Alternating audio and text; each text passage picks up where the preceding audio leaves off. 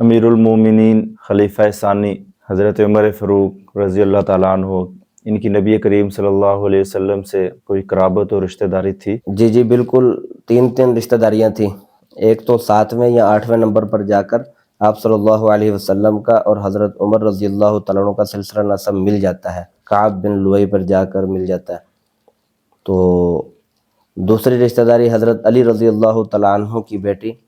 حضرت فاطمہ رضی اللہ تعالیٰ عنہ کے بطن مبارک سے جو تھی حضرت ام کلثوم رضی اللہ تعالیٰ عنہ،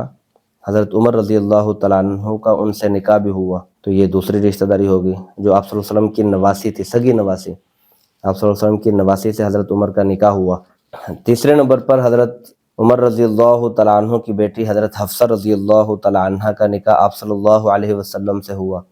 تو اس اعتبار سے سسرالی رشتہ داری بھی قائم ہوگی۔ تو یہ تین رشتہ داریاں تھیں آپ صلی اللہ علیہ وسلم سے۔ حضرت حفصہ رضی اللہ تعالیٰ عنہ کے بارے میں تو سنا ہے کہ ان کو نبی کریم صلی اللہ علیہ وسلم نے طلاق دے دی تھی۔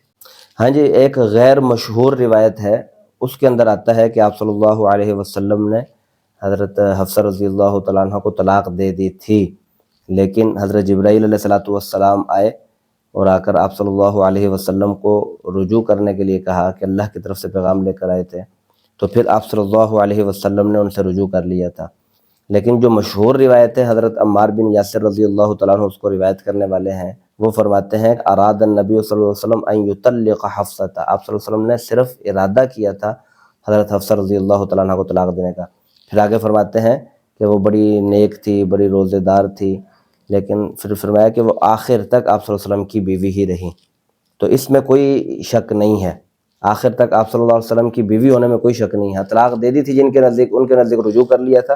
اور جن کے نزدیک نہیں دی تو ان کے نزدیک نہیں دی، تو آخر تک وہ آپ صلی اللہ علیہ وسلم کی بیوی رہی ہیں۔ اور پھر یہاں تک کہ آپ صلی اللہ علیہ وسلم نے جب بھی آپ صلی اللہ علیہ وسلم کے اوپر وحی نازل ہوتی ہے قرآن مجید، تو آپ صلی اللہ علیہ وسلم حضرت حفصہ رضی اللہ تعالیٰ عنہ کو لکھواتے،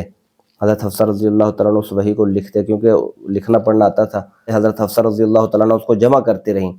اور آپ صلی اللہ علیہ وسلم کی وفات کے بعد حضرت ابوبکر رضی اللہ تعالیٰ عنہ کے زمانے میں، حضرت عمر، حضرت عثمان کے زمانے میں جب قرآن مجید کو اکٹھا کرنے کے لیے آواز چلائی گئی اور پھر اس کے اوپر ایک جماعت بنائی گئی کہ یہ قرآن کو اکٹھا کریں، پھر وہ قرآن کو اکٹھا کرنے کے لیے صحابہ کرام سے جب وہ آیات اور وہ لینا شروع کی، تو حضرت حفصہ رضی اللہ تعالیٰ عنہ کے نسخے کو ہی معیار بنایا، جو آیات ان کے نسخے کے اوپر پورا اترتی تھی اس کو قرآن کا حصہ بنا لیا جاتا تھا، اور جو پورا نہیں اترتی تھی اس کو قرآن کا حصہ نہیں بنایا جاتا تھا۔ چنانچہ یہ کہنا درست نہیں ہے کہ آپ صلی اللہ علیہ وسلم نے حضرت حفصہ رضی اللہ تعالیٰ عنہ کو طلاق دے دی تھی۔ ہاں، آپ صلی اللہ علیہ وسلم نے اپنی تمام بیویوں کو اختیار دیا تھا کہ وہ چاہیں تو آپ صلی اللہ علیہ وسلم کے ساتھ رہیں،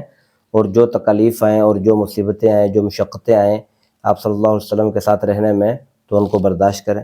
یا پھر وہ عام عورتوں کی طرح زندگی گزاریں۔ تو تمام ازواج مطہرات نے آپ صلی اللہ علیہ وسلم کے ساتھ رہنے کو ہی پسند فرمایا۔